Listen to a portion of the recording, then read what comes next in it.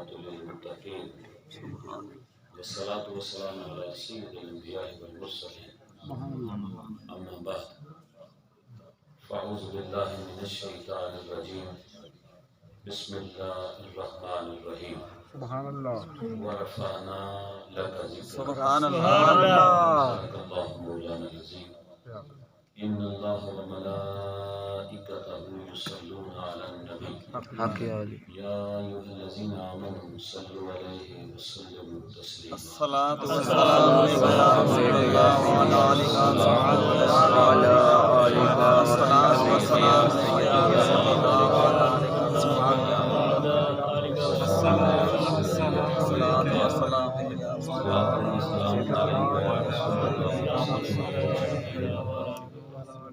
انتہائی واجب الاحترام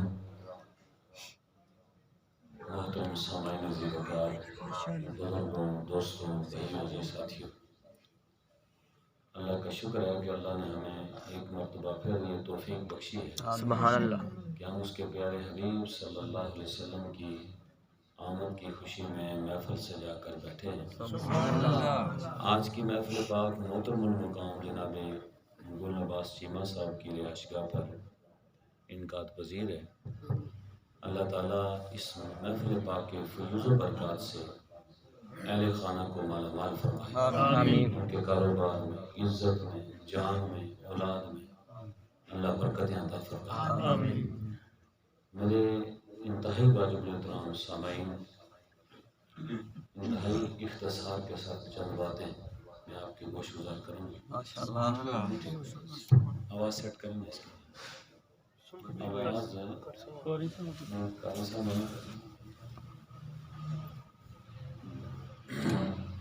درود پاک پڑھیں گے۔ صلی اللہ الصلاة والسلام عليك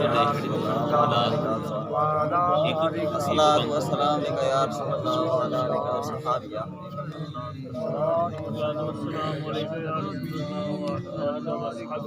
بیس کا بٹن ہے، ان بعد بیس والا بٹن ہے، ایسی آواز ہو میں نام تو نہیں نہ پڑھنا، ڈبلنگ کی تھی، ڈبلنگ بند کر دیں،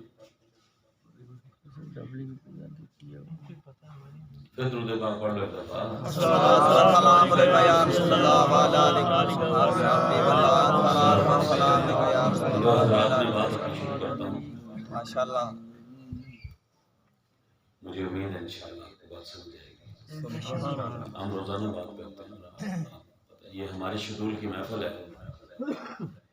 شیڈول کی محفلوں کا ایک تقاضا یہی ہوتا ہے کہ ہر گھر میں ذکر خیر ہو جائے، برکت بھی ہو جائے گی، اور ساتھ ایک تحریک ہے ہماری کہ لوگوں تک علم و آگاہی سیرت مصطفیٰ کے حوالے سے لوگوں تک بات پہنچے۔ وہ ہوتا ہی ہے کہ سارے لوگ نہ تو ایک گھر میں بیٹھے ہو سکتے ہیں، نہ مسجد میں بیٹھے ہو سکتے ہیں، تو جتنے گھروں کے اندر ہوگا، جس کے دوست احباب جتنے ہوتے ہیں وہ اس گھر میں بیٹھے ہو جائیں، کسی نہ کسی ذریعے سے لوگوں تک پیغام پہنچتا رہے، اور کوشش یہی کرنی چاہیے کہ دین کی جو بات ہے وہ دوسروں تک پہنچانے میں مددگار ہونا چاہیے۔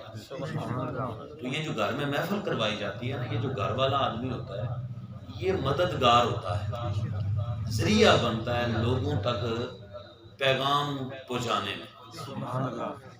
تو گھر تو سب کے ہی ہیں، ہر آدمی گھر میں ہی رہتا ہے، لیکن خوش قسمت وہ گھر ہوتا ہے کہ جس میں اللہ رسول کا ذکر۔ سبحان اللہ اب ذکر دو طرح کا ہوتا ہے جی، سیرت مصطفیٰ کو دو طرح سے بیان کیا جاتا ہے۔ سبحان اللہ ایک فضائل کی صورت میں بیان کیا جاتا ہے، اور ایک مسائل کی صورت میں بیان کیا جاتا ہے۔ سبحان اللہ فضائل بھی ہمارے وراء الورا ہیں حضور کے، سبحان اللہ لیکن جو مسائل ہیں ہمارے زندگی کے اندر، ان سب کا حل سیرت مصطفیٰ کے اندر سبحان اللہ صلی اللہ علیہ وسلم۔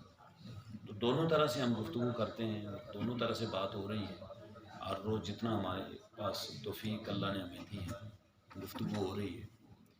آج جو قرآن کی میں نے آیت پڑھی ہے، یہ تقریباً میں 4 دنوں سے مسلسل اسی کو پڑھ رہا ہوں، سبحان اللہ اس کے مختلف پہلوؤں پر بات ہو رہی ہے۔ اللہ نے ارشاد فرمایا اپنے حبیب کے لیے، اعوذ باللہ من الشیطان الرجیم ورفعنا لک ذکرک۔ سبحان اللہ یہ سورہ دعا ہے، اور یہ مکی صورتوں میں سے ہے۔ اب اس کی جو ابتدا ہوتی ہے والضحیٰ واللیل اذا سجا، آپ توجہ فرمائیں گے تو میں اپنا مضمون سبحان اللہ اور جلد ہی میں انشاءاللہ آپ کی توقع سے پہلے بات کو میں سمیٹ لوں گا۔ ہماری شروع کی جو محفل وہ 9:30 بجے ختم ہو جاتی ہے۔ وحی کا سلسلہ جب شروع ہوا نا غار حرا سے، تو اس کے بعد مفسرین کرام نے لکھا کہ کفار مکہ نے ایک طوفان بدتمیزی کھڑی کی، سازشوں کا اور بدتمیزیوں کا ایک طوفان انہوں نے برپا کیا کہ یہ قرآن اللہ کا کلام ہی نہیں ہے، یہ پاس سے بنایا گیا ہے، یہ اس میں کیا ہے، فلاں فلاں انہوں نے جو اعتراضات کیے، حضور ان کے اعتراضات کے جواب ساتھ ساتھ دے رہے۔ لیکن وہی نازل ہونے کے کچھ عرصے کے بعد معیشت الہی کی وجہ سے قدرتی طور پر اللہ کا ایسا ہی ہونا تھا کہ کچھ دنوں کے لیے وحی کا آنا منقطع ہو گیا، نزول وحی رک گیا، قرآن آ نہیں رہا۔ مفسرین نے لکھا ہے کہ اس کے دوران 40 دن تک وحی نازل نہیں ہوئی۔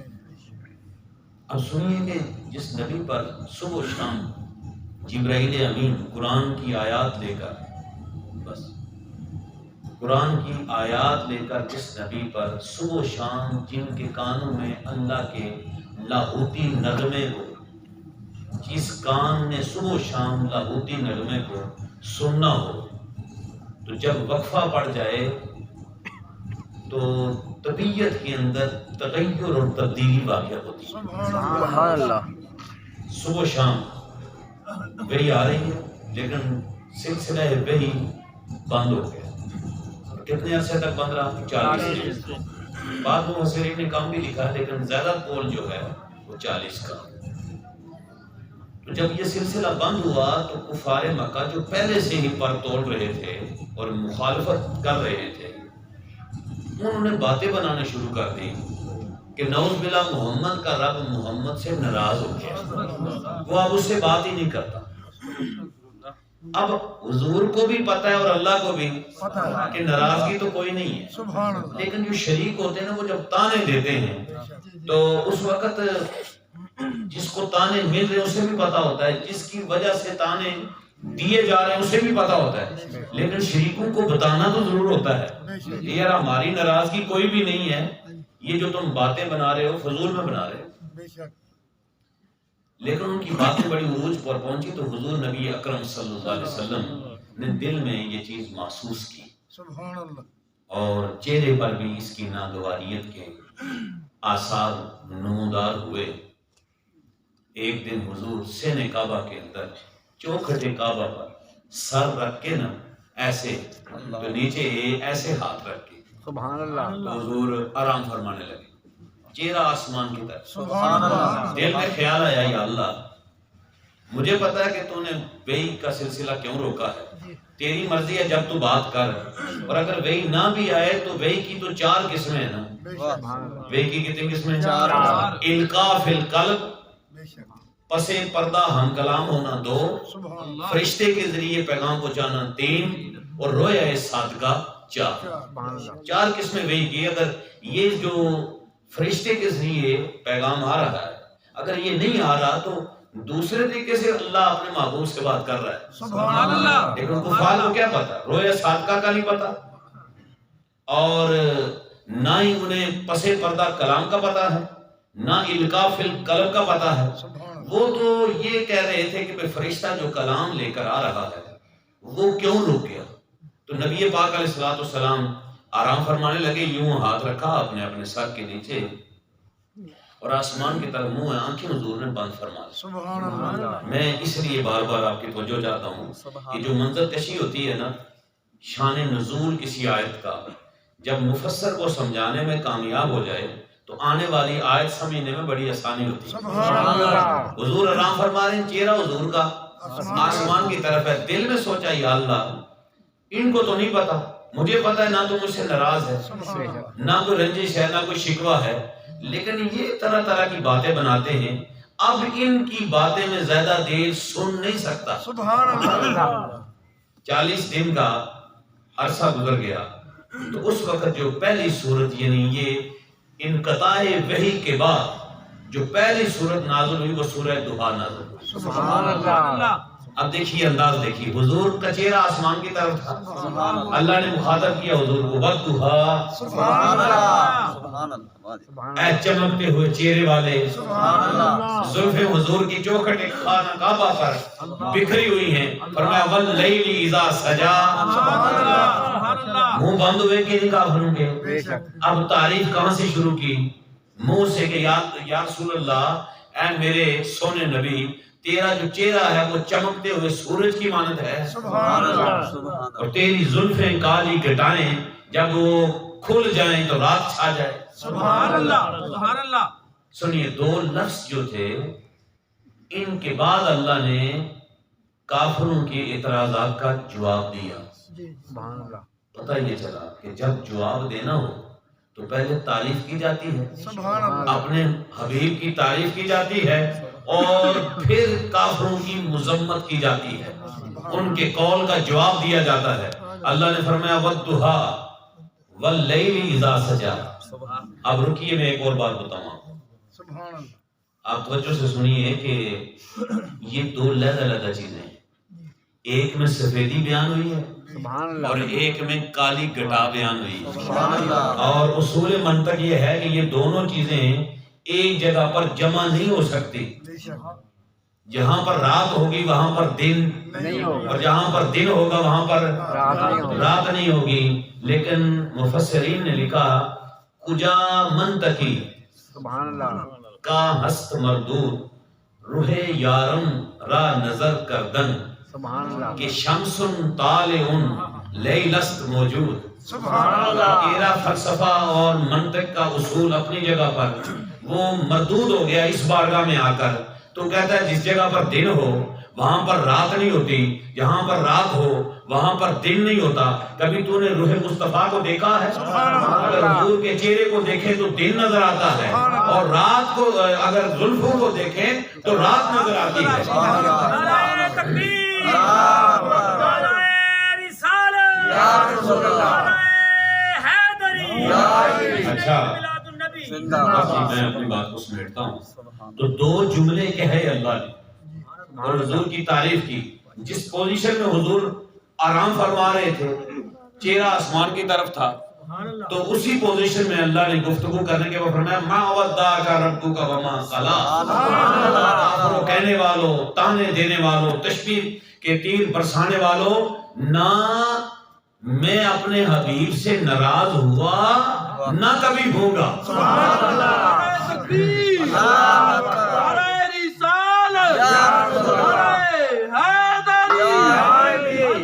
شان مصطفیٰ، مقام مصطفیٰ. سبحان اللہ. جواب ملا ان کو ما ودعک ربک وما قلی. اگلی آیت میں فرمایا وللآخرۃ خیر لک من الاولی. وہ جو 40 دن گزرے ہیں نا، یہ نہ سمجھیے گا ہر آنے والی گھڑی پہلی گھڑی سے بہتر ہوتی جا رہی ہے. وللآخرۃ خیر لک من الاولی ولسوف یعطیک ربک فترضی. ان سے دیکھیے جملے کچھ کام تھے، تانے تشبیہ کے جو نشتر انہوں نے چلائے، اللہ نے جواب جو دیا نا، ان کے صرف منہ بند نہیں ہوئے، انعامات کی بھی اللہ نے بارش کر دی. انعامات کی بھی کثرت حضور کو عطا فرمائی. فرمایا وَلَسَوْفَ یُعْطِیکَ رَبُّکَ فَتَرْضَىٰ. تو جو ہے آپ کی فرمایا محبوب میں تجھ سے ناراض نہیں ہوا، بلکہ پہلے ہر آنے والی گھڑی پہلے سے بھی بہتر ہے، اور میں تمہیں اتنا عطا کروں گا کہ تو مجھ سے راضی ہو جائے گا. میں نے جو جملہ بولا نا وَرَفَعْنَا لَكَ ذِكْرَكَ، وہ اسی وزن پر آ رہا ہے. وزن پوری صورت کے اندر آیتوں کا ایک ایسا ہے، اور اس سے علم کلام کے اندر جب ہم وزن صورت آئے تو اسے نثر کی صورت میں لانے کے لیے مفسرین یہ کہتے ہیں کہ جب ہم وزن صورت آئے تو وہ اللہ اپنے حبیب کی نعت پڑھ رہا ہے. سبحان اللہ. جملے دیکھیے، ہم جتنے بھی بڑی نعت پڑھ لیں، پنجابی میں پڑھ دیں، اردو میں، عربی میں، فارسی میں، جس میں بھی مرضی پڑھ لیں، اللہ نے جو حسین جملوں کا انتخاب کیا، ان کا ہم وزن ہونا ہم سیگا ہونا اور ایک ترتیب کے ساتھ وارد ہونا یہ اس بات کی طرف روز روشن کی طرف عیاں ہے کہ اللہ اپنے حبیب کی جب تعریف کرتا ہے نا تو جملے بھی وہ لاتا ہے جو معیار کے ہوتے ہیں. فرمایا وَلَا سَوْفَ يُؤْتِيكَ رَبُّكَ فَتَرْضَىٰ. یہ فترضا جو ہے یہ سورہ بقرہ کے اندر بھی آیا ہے، اور بقرہ کے اندر اس وقت آیا کہ جب اللہ کے نبی نماز پڑھا رہے تھے، 2 رکعتیں حضور پڑھ چکے ہیں اور 2 باقی ہیں، تو اللہ نے فرمایا کہ اپنا چہرہ گھما لیں، ترضاہا، جدھر آپ چاہتے ہیں، جدھر آپ کی مرضی ہے ادھر چہرہ گھما لیں. کاش یہ تھی دل میں کہ کاش اگر خانہ کعبہ کو قبلہ بنا دیا جائے، خواہش حضور کے دل میں ہے تو اللہ حضور کی خواہش پہ یہ کہہ سکتا ہے کہ محبوب قبلے کو خانہ کعبہ کی طرف منہ کریں کیونکہ آپ کی بھی خواہش ہے. اللہ نے فرمایا نہ، جدھر آپ منہ کر، اللہ ہر طرف ہے، جدھر آپ منہ کریں گے ہم ادھر نماز پڑھنا فرض کر دیں گے، ادھر ہی قبلہ بنا دیں گے. تو فرمایا وَلَا سَوْفَ يُؤْتِيكَ رَبُّكَ فَتَرْضَىٰ، محبوب ان قریب ہم آپ کو اتنا دیں گے کہ آپ راضی ہو جائیں. آپ امام جعفر الصادق علیہ السلام سے کسی نے پوچھا کہ حضور یہ بتائیں گے جو آیت ہے کہ اللہ نے فرمایا وَلَا سَوْفَ يُؤْتِيكَ رَبُّكَ فَتَرْضَىٰ، کہ ہم آپ کو اتنا دیں گے کہ آپ راضی ہو جائیں گے. حضور کتنے پہ راضی ہو جائیں گے؟ حضور کتنے پہ راضی ہو جائیں گے؟ کوئی بندہ 100 دے نوٹ پہ راضی ہو جاتا ہے اور کسی کو آپ کروڑوں میں دیں تو راضی نہیں ہوتا. ہر آدمی کا اپنا معیار ہوتا ہے. اب کل جہان جس کی ملک میں ہے وہ حضور ہیں. اللہ کیا دے، دینے والا اللہ ہے اور لینے والا مصطفیٰ ہے. اور جب حضرت عبداللہ بن مسعود اور حضرت عبداللہ بن عباس رضی اللہ تعالیٰ عنہما اس آیت کی تفسیر میں قول نقل کرتے ہیں حضرت امام جعفر الصادق کا. سبحان اللہ. امام جعفر الصادق نے فرمایا کہ اس آیت کا معنی یہ ہے کہ میرے جد امجد اس وقت تک راضی نہیں ہوں گے جب تک ان کا ایک امتی بھی جہنم میں ہوگا. سمجھائے کہ نہیں بات کی؟ جب کسی سے مانگنا ہو تو اس کے سٹیٹس اور عہدے اور منصب کے مطابق مانگا جاتا ہے. آپ کسی بڑے چودھری کے گھر میں چلے جائیں، یہاں سے آپ کو امید 1 لاکھ روپے کے ملنے کی ہو تو اتنے جا کے دیکھا جی نہیں آخر میں نے 100 روپے کا نوٹ دے دیں. جو کہے گا وہ بے وقوف بیکاری ہے. اسے مانگنے کا طریقہ نہیں آتا. اسے نہیں پتا میں کون سے دروازے پر آیا ہوں. جب لوگ مانگنے کے لیے حضور کے دروازے پہ جاتے ہیں تو وہ چھوٹا سوال نہیں کرتے. جب حضور کسی کو کہہ دیتے مانگ کیا مانگتے ہو، اگلے کی سوچ ماشاءاللہ سبحان اللہ، کیا بات ہے. مانگنے والا یہ کہتا ہے حضور میں آپ سے جنت مانگ رہا ہوں. اس کا مطلب ہے مانگنے والے کا یہ عقیدہ ہے کہ یہ صرف دنیاوی چیزیں نہیں بلکہ اخروی چیزیں بھی دے سکتے ہیں. وَلَا سَوْفَ يُؤْتِيكَ رَبُّكَ فَتَرْضَىٰ، محبوب ہم آپ کو اتنا عطا کریں گے کہ آپ راضی ہو جائیں گے، آپ ہم سے راضی ہو جائیں گے. لو جی میں اپنی آیت کی طرف آتا ہوں. اس آیت کے وزن پر یہ آیت آئی وَرَفَعْنَا لَكَ ذِكْرَكَ، بالکل جڑی ہوئی آیتیں ہیں. أَلَمْ نَشْرَحْ لَكَ صَدْرَكَ وَوَضَعْنَا عَنْكَ وِزْرَكَ الَّذِي أَنقَضَ ظَهْرَكَ وَرَفَعْنَا لَكَ ذِكْرَكَ. سبحان اللہ. جڑی ہوئی آیتیں ہیں. بعض لوگوں نے قول کیا ہے کہ یہ دونوں ایک ہی صورتیں ہیں. حیران تو نہیں ہوئے؟ سبحان اللہ. بعض لوگوں نے یہ قول کیا ہے کہ یہ دونوں ایک ہی صورتیں ہیں اور حضور نے ایک ہی صورتوں میں شامل کی ہے. بعض نے یہ قول کیا ہے کہ یہ علیحدہ علیحدہ صورتیں. ہم کچھ قول کو لیتے ہیں جو ابن عباس نے نقل کیا تو پھر بالکل ہم وزن ہی آیت آ رہی ہے وَرَفَعْنَا لَكَ ذِكْرَكَ، محبوب ہم آپ کے ذکر کو آپ کی خاطر بلند کریں کسی اور کی وجہ سے یا کسی اور عمل کی وجہ سے بھی نہیں. عمل بھی حضور کا ہے نہیں، پر میں کسی عمل کی وجہ سے نہیں، صرف ذات مصطفیٰ کی خاطر حضور کا ذکر بلند کیا. اور صرف ذکر کو ہی نہیں بلند کیا گیا میرے دوستوں بزرگوں، اللہ نے حضور کے جسم کو بھی بلند کر دیا. صرف جسم کو ہی حضور کے بلند نہیں کیا، جسم کے ساتھ لگنے والی دیگر جو اشیاء ہیں ان کو بھی اللہ نے بلند کیا، سبحان اللہ، ان کے مقابلے میں بھی کوئی پہنچ سکتا نہیں ہے۔ قرآن پاک کی صریح قطعی نص میں یہ بات شامل ہے۔ جناب موسیٰ علیہ السلام کوہ طور پر جب اللہ سے وادی طوبہ کے اندر گفتگو کرتے تھے تو اللہ نے فرمایا محبوب اے موسیٰ اپنے نالین اتار کر اس وادی مقدس کے اندر آ، اب تو وادی مقدس میں پہنچ چکا ہے۔ کوہ طور وادی ہے جس جگہ پر کھڑے ہو کر موسیٰ اللہ سے گفتگو کرتے ہیں، اور بلا تشبیہ اور بلا تمہید آپ سنیے کہ نبی پاک علیہ السلام کو جب اللہ نے معراج پر بلایا نا، سبحان اللہ، تو سارے آسمان کراس کر کے جب اللہ کے نبی سدرۃ المنتہا کی بلندیوں کو کراس کیا اور لامقام حضور پہنچے، تو جب صرف اللہ تھا، سبحان اللہ، یا اللہ کے حبیب تھے، بس سبحان اللہ، ماشاءاللہ، کوئی تیسرا آدمی نہیں تھا۔ تو خیال آیا کہ میرے بھائی موسیٰ کو اللہ نے حکم دے دیا تھا وادی طوبہ کے اندر کہ اپنے نالین اتار دو، اب جس جگہ میں پہنچا ہوں یہ تو وادی مقدس سے بھی کئی گنا افضل ترین جگہ ہے۔ تو جب آپ نے ارادہ کیا نا تو اللہ کی بارگاہ سے آواز آئی محبوب تو اپنے نالین کے ساتھ میری ملاقات کے لیے آیا۔ کیوں؟ کہ جو چیز حضور کے جسم کے ساتھ مس ہو جائے وہ ساری دنیا سے افضل اعلیٰ ہو جاتی ہے۔ یہ صرف ہمارا عقیدہ نہیں، اہل سنت کے جمیع لوگوں کا یہی عقیدہ ہے۔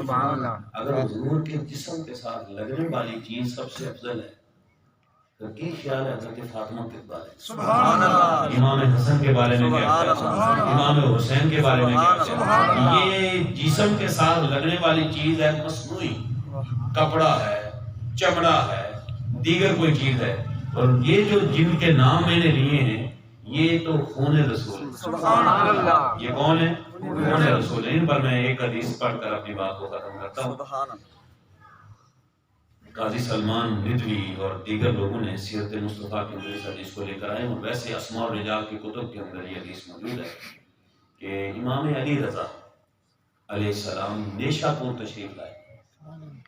نیشا پور انڈیا کے جگہ ہے، وہاں پر تشریف لائے تو محدث نیشا پوری نے ان کا استقبال کیا، اور بڑے بڑے محدثین نے کئی دنوں تک راستے میں کھڑے ہو کر یہ انتظار کیا کہ امام علی رضا تشریف لائے۔ سبحان اللہ، جب امام علی رضا تشریف لائے تو سواری پر بیٹھے ہوئے تھے اور انہوں نے نقاب کیا ہوا تھا، برقع پہنا ہوا تھا، اور جب آپ پہنچے امام حاکم نے لکھا ہے کہ جب آپ پہنچے نا مجمع کے اندر تو بڑی دنیا آپ کی زیارت کے لیے کھڑی تھی۔ سبحان اللہ، تو محدثین نے کہا حضور اپنے چہرے سے پردہ ہٹائیں، لوگ آپ کی زیارت کرنا چاہتے ہیں۔ سبحان اللہ، جب پردہ ہٹایا تو لوگوں کی چیخیں نکل گئی، دیکھا حضور کا دور یاد آ گیا، حضور کی اولاد میں سے آدمی آیا ہے۔ تو اب امام حاکم فرماتے ہیں کہ ان سے عرض کی گئی کہ حضور کو حدیث اپنے نانا جی کی سنائیں۔ سبحان اللہ، اچھا، امام علی رضا نے حدیث سنائی۔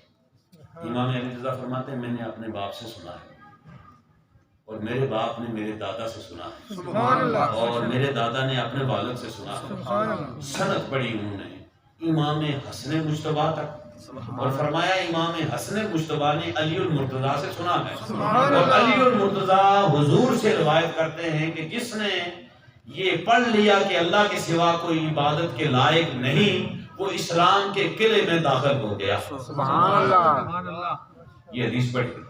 امام حاکم فرماتے ہیں کہ اس حدیث کی سند کو میں جملہ ختم کر دوں گا، آپ پہ بات چھوڑ دیتا ہوں، ریسرچ کریں۔ فرماتے ہیں اس حدیث کی سند کو اگر میں پاگل پر پڑھ کے دم کروں تو وہ بھی ٹھیک ہو جائے۔ حدیث کی بات نہیں ہو رہی، وہ حدیث تو ہو گئی، من قال لا الہ الا اللہ دخل فی الاسلام، جو کلمہ پڑھ لے وہ اسلام میں داخل ہو گیا، اسلام کے قلعے میں داخل ہو گیا۔ لیکن جو سند انہوں نے بیان کی، سند کیا بیان کی؟ میں نے اپنے باپ سے سنا، انہوں نے اپنے باپ سے۔ یہ جو سند حضور تک ہے اسماء الرجال کی، جسے محدثین اسناد کہتے ہیں، فرماتے ہیں اس سند کو اگر پڑھ کر، کیا پڑھ کر؟ نام پڑھ کر، یہ نام پڑھ کر اگر میں کسی پاگل پر دم کروں، نام کس کے ہیں؟ وہ اہل بیت اطہار کے، ائمہ کرام کے نام ہیں۔ میرے دوستو بزرگوں، یاد رکھیے حضور کو خوش کرنا ہے تو نبی پاک علیہ الصلوۃ والسلام کی آل جن پر ہمارے لیے درود پڑھنا ان پر واجب ہے، ان کی قدر و منزلت کیجیے، ان کا ذکر کیجیے اور ان کو مقدم جانیے، ان کے ساتھ ہمیشہ ادب و احترام کا صیغہ استعمال کیجیے، کیونکہ نبی پاک علیہ الصلوۃ والسلام نے فرمایا جس نے حسن حسین سے پیار کیا اس نے مجھ سے پیار کیا، اور جس نے ان سے بغض کیا اس نے مجھ سے بغض کیا۔ اللہ ہم سب کو حسنین کریمین کے صدقے میں جنت عطا فرمائے اور ہم سب کو صراط مستقیم پر قائم فرمائے۔ وما علینا الا